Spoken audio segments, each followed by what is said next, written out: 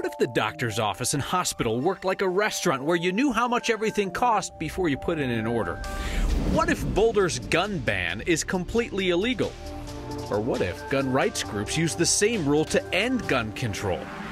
What if our political experts, left and right, agree that Denver is mishandling its affordable housing program? And what if we've been missing something hidden on our license plates all along? Next. Forget everything you know about healthcare reform. If a small group of bipartisan legislators get their way, it would flip Colorado's healthcare system upside down. You would know ahead of time how much everything would cost. Imagine that, huh? Here's Chris Vanderveen with our 9 Wants to Know team. This defies common sense. We never did find a shortage. It's frustrating. A shortage of people upset with the status quo. I think it's so outrageous. For more than 2 years, you've shown us hundreds of your medical bills. A window into a world as transparent as a brick wall. Turns out Republicans. The medical billing system in this country is broken.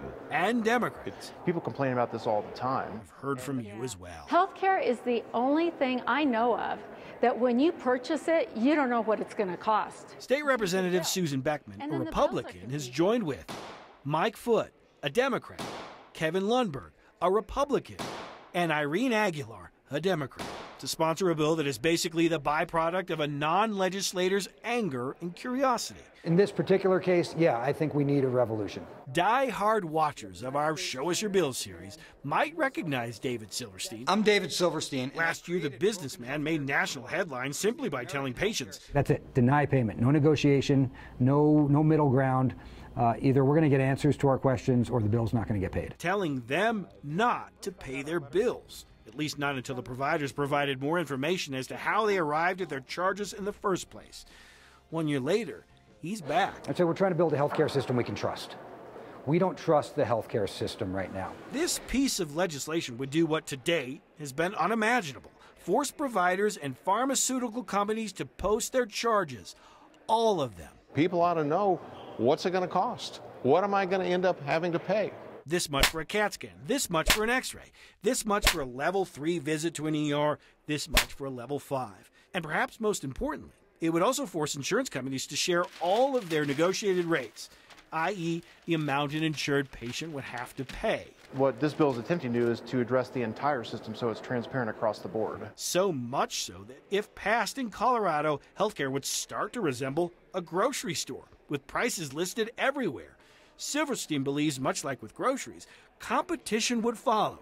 If Whole Foods sees what Safeway is charging and Safeway sees what King Soopers is charging, they compete with each other because they see the prices. He knows this will be a nasty fight. The entire healthcare system is set up in many ways to keep patients away from the actual cost of healthcare. It hits its first committee hearing later this month. If he fails here, he says he's prepared to bring this issue in front of voters in November. That was Chris Vanderveen reporting. No state in America has ever done this, so you can bet it'll be closely watched. There is no public opposition yet. You can also bet that that will change soon. Good number of you asked us to look a bit more closely at Boulder's current move toward a ban on so-called assault weapons. Colorado's complicated constitution makes it a lot harder than it would look, and both gun control and gun rights advocates think that might be to their advantage. Here's Steve Steger. This is the law in question, 29-11.7-103. A local government may not enact an ordinance, regulation, or other law that prohibits the sale, purchase, or possession of a firearm that a person may lawfully sell, purchase, or possess under state or federal law. It became law in 2003, pushed for by Rocky Mountain gun owners, led by Dudley Brown. And what it means is a city can't just go out and create its own laws. So along comes Boulder 15 years later, suggesting its own law banning assault weapons. And it's not like Boulder's city attorney forgot about that 2003 law when he wrote this one. Tom Carr told the council last night another state law clears the way for this. Local home rule cities have the ability to supersede state law on areas of local and municipal concern. He says assault weapons are in the area of local and municipal concern. Not surprisingly, Brown disagrees with that. The home rule exemption, so to speak, doesn't apply to everything, and it certainly doesn't apply to a fundamental right. But it got us wondering if some cities are trying to use this home rule exemption to restrict guns. Could more gun-friendly cities lessen restrictions. I did get a call from a unnamed city official who is considering running a bill, an ordinance in their city to say that because they're a home rule city, they don't need to fall under the magazine ban that the state has enacted. So Brown would not give us the name of that city, and he admits it's a pretty cynical way to try to challenge this whole idea of home rule. Rocky Mountain Gun Owners is threatening to challenge Boulder's ban if it passes the city council there, Kyle. And a lot of the questions we got about this, too, had to do with the registration process. Yeah, you're not supposed to be able to have a gun registry in Colorado. And the city attorney in Boulder tells us that the specific statute doesn't actually say the word possession. It covers sale, it covers transfer, but not possession. And how he's they want going to argue that if it's ever taken. Okay, interesting. Steve Steger, thank you. It might have made State Treasurer Walker Stapleton sweat a little, but his signatures to get on the primary ballot have finally been approved, so he is on. So is Democrat Mike Johnston. The Secretary of State's office is still reviewing signatures turned in by other folks who want to be governor, Republicans Victor Mitchell and Doug Robinson, and Democrats Jared Polis and Donna Lynn. Our political experts, Republican Kelly Maher and Democrat Ian Silveri, they do not agree on much, but they are united that the city of Denver botched its response to our discovery that as many as 300 homes have fallen out of compliance with the city's affordable housing program.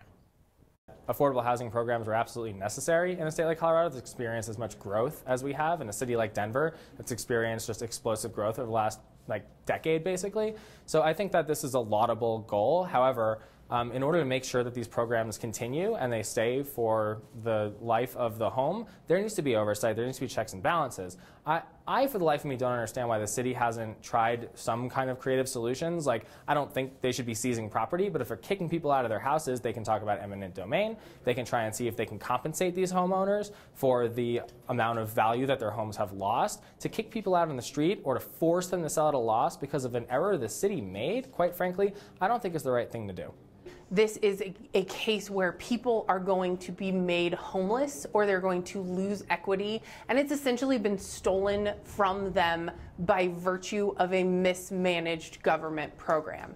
I think the city needs to roll it all back. The city needs to make sure that no one who bought a house who didn't know that it was in the affordable housing program either loses equity or gets kicked out. We're looking at families with children, kids being kicked out of their home because of clerical errors and a lack of oversight from the city and county of Denver. That is horrifying.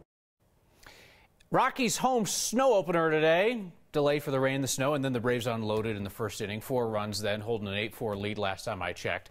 That's unfortunate, sure, but it's one game, so it's not as unfortunate as the Denver Post's Ultimate Visitor's Guide to Coors Field, which lit up the internet today when everybody realized that's not Coors Field, that's the Phillies stadium. The Post apologized for the error and gamely played along, asking people on social media, what does Coors Field look like? Invited them to send in their own photos of the park to win free tickets for next week. Listen, mistakes happen. We make plenty of them. But this is a pretty prominent error at a bad time for the Post, as that newspaper is fighting for its life. Filled its opinion page today with a variety of perspectives, begging the paper's hedge fund owner to sell it to somebody who cares about journalism, cares about Colorado, rather than just cutting it to the bone, then closing it down. So, I mean, we can laugh about the stadium mix-up like any harmless error, but don't forget the real harm that's being done to our community, as its last newspaper is gutted by people who don't seem to care if our community loses a key watchdog. Next viewer is convinced our state's license plates are hiding something in plain sight. Danielle Grant tells us after a mild weekend, there's another storm on the way. And the man who has brought you some of our most memorable stories is saying goodbye tonight. Next.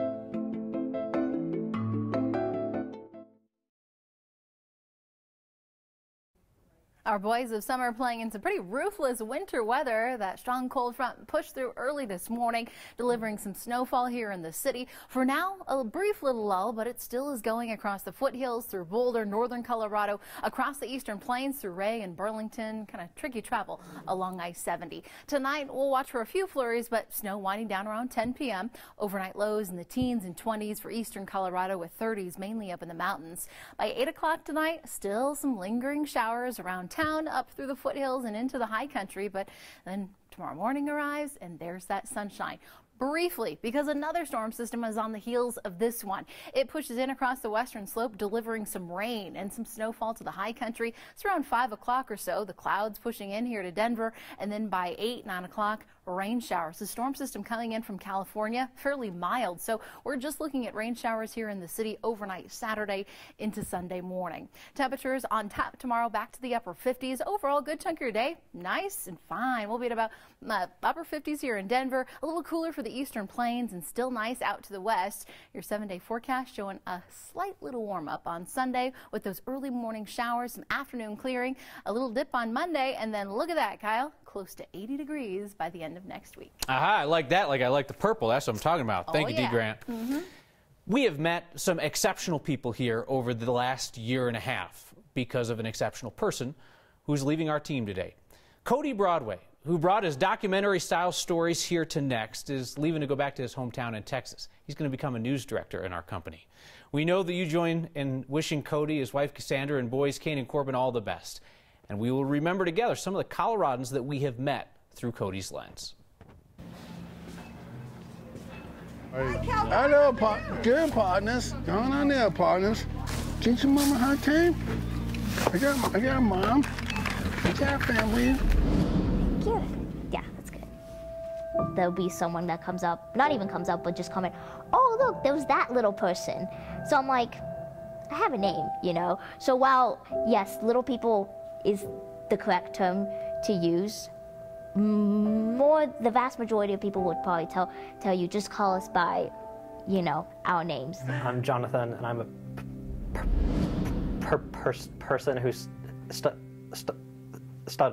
stutters. I've kind of been stuttering for as long as I can remember. I think, you know, after talking with my parents about it, you know, it's been almost as long as I've been speaking. McMorris, McMorris. Why is your hair white? Oh, because I have albinism. It was a shock. No one in our family has it, and so we were just completely taken back. We didn't know what to think.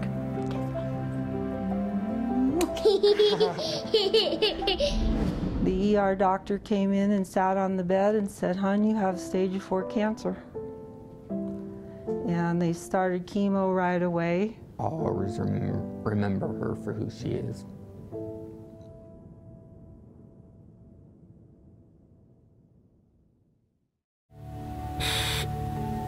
He's literally my best friend. No man is God, and only God knows our time. I would like people to know that I am smart and that I can contribute to conversations. My device is my voice, and I have a lot to say.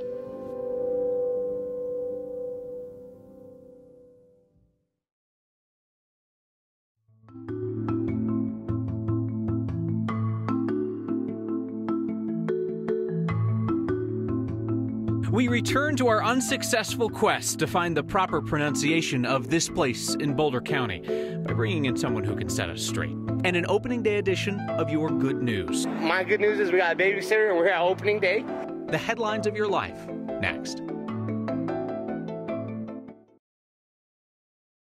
Our next question comes from a viewer named Brad. Knowing our obsession with all things license plates, Brad wondered if we knew the little shape in the middle of Colorado's plates isn't a dash, it's the shape of Colorado. Brad writes, all states have their state's image centered on their state's license plates. Colorado's no different, but I think most don't know it. Not to dash your hopes, Brad, but that is not the shape of our state. That's kind of like a square, and we're a rectangle. The Department of Revenue checked with the prison-based company that makes the plates, and they say that they actually get this question quite frequently, but no, sometimes a dash is just a dash. We had a first here the other night, so dozens of times we've played our What Do You Say game, where we pick a commonly mispronounced place name in Colorado, then we call up somebody in the know, and we set the record straight. So here was the city name in question. I mangle this all the time on the air, and you have told me so. But when we called the mayor, I could swear she pronounced it 2 different ways.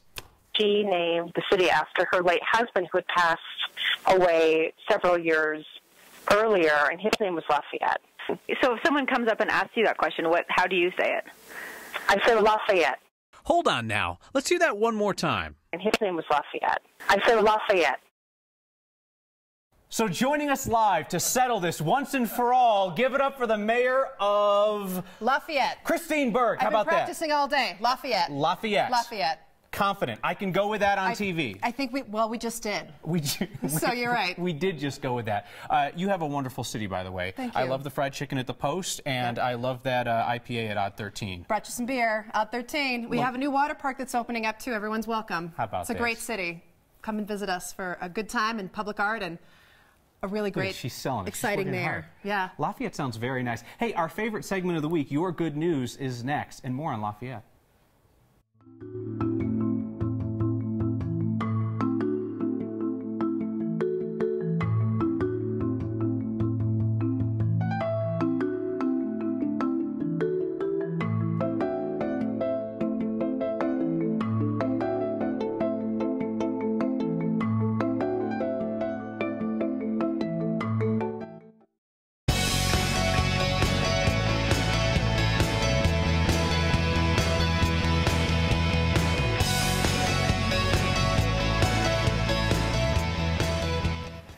It is a sign that you won't be able to say you weren't warned about the hike. Our friend Esther Valdez was up in Grand Lake and saw this. I'd turn back if I were you.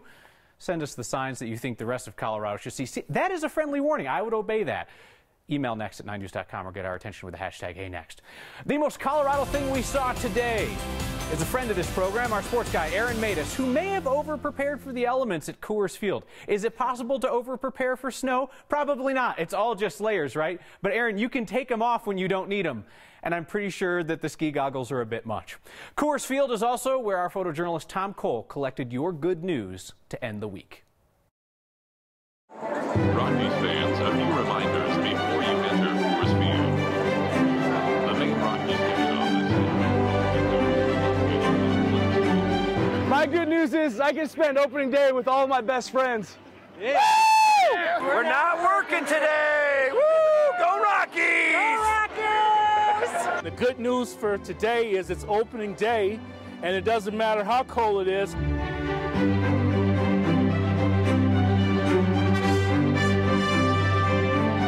My good news is we got a babysitter and we're at opening day. My good news is that I got an early release when I was doing a not-so-fun project. You know what? Even though it's a blizzard, everyone's still happy. My good news is that I'm happy, I'm healthy, I have a job, and it's my day off.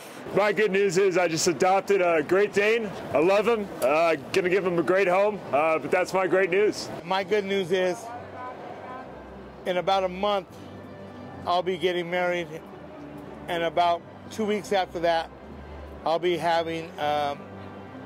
expecting a baby girl, me and my wife, Melissa. So that's my good news. God bless.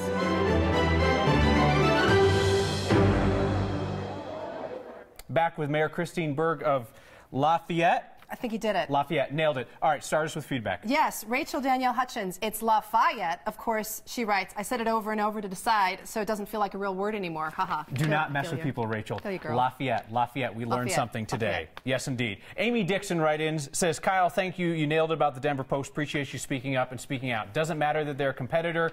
They are an integral voice in our community. We need the Post to survive. They are a key government watchdog. To watch government. See how that works right there? And then finally, Jean says, my husband wants to know, Kyle, if you stole that jacket. I didn't steal it. I traded it for my dignity. I will see you next time.